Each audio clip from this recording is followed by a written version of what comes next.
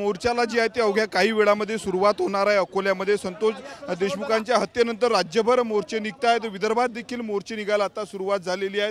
8 दिवसापूर्वी जर आपण पाहिलं तर वाशिममध्ये मोठा मोर्चा निघाला होता। त्यानंतर आज जर आपण पाहिलं तर अकोल्यामध्ये या मोर्चाचं आयोजन करण्यात आलेलं आहे। सर्व जाती धर्माचे लोक आणि सर्व पक्षीय लोक या मोर्चामध्ये सहभागी आणि सोबतच संतोष देशमुख यांचे बंधू धनंजय देशमुख असेल, मुलगी वैभवी आणि मुलगा देखील या मोर्चामध्ये सहभागी होणार आहेत। मोठ्या संख्येने जे आहे ते अकोलेकर आणि ग्रामीण भागातील नागरिक जे आहेत या मोर्चामध्ये सहभागी झालेले आहेत। आपल्या सोबत जर आपण पाहिलं तर भाऊ आहेत त्यांचे धनंजय देशमुख, आपण त्यांच्याशी बोलणार आहोत। काय सांगणार, गर्दी होत आहे अकोल्यात देखील, काय भावनांचा आक्रोश आहे। न्याय भेटला पाहिजे देशमुख कुटुंबियाला, आरोपींना फाशी झाली पाहिजे। काय सांगशील वैभवी, अकोल्यात देखील लोक आलेले आहेत त्या संपूर्ण घटनेच्या निषेधार्थ? म्हणजे सर्वजण आज न्याय मागताय। महाराष्ट्रात नाही तर महाराष्ट्राच्या बाहेरचे लोक सुद्धा या अन्याय झाला त्या विरुद्ध न्याय मागताय आणि आम्ही सुद्धा तीच मागणी करतो, आम्हाला लवकरात लवकर न्याय द्या।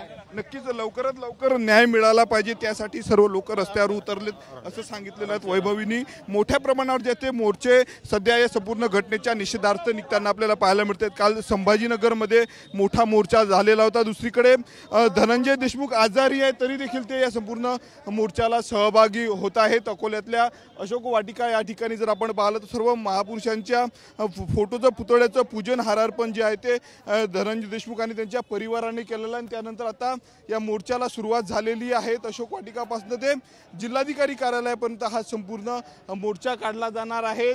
फाशी झाली पाहिजे आरोपींना अशी मागणी जी आहे ते केली जात आहेत। वेगवेगळे होर्डिंग्स घेऊन या ठिकाणी लोक दाखल झालेले आहेत। आमचा संतोष, आमचा न्याय, आवाज लेकीने दिला, समाज धावून आला अशाचे पोस्टर घेऊन या मोर्चामध्ये सहभागी झाले आणि विशेष म्हणजे महिलांची उपस्थिती मोठ्या प्रमाणावर या मोर्चामध्ये पाहायला मिळत आहेत।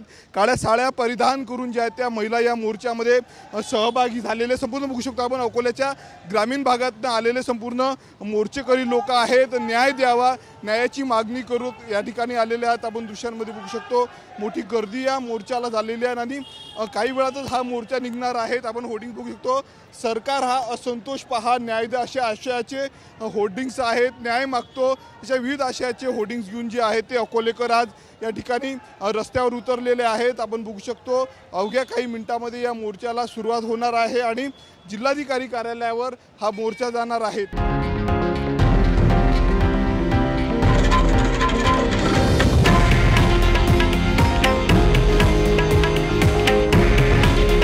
हे आहे देशातील नंबर 1 न्यूज नेटवर्क आणि आपण पाहत आहात TV9 मराठी।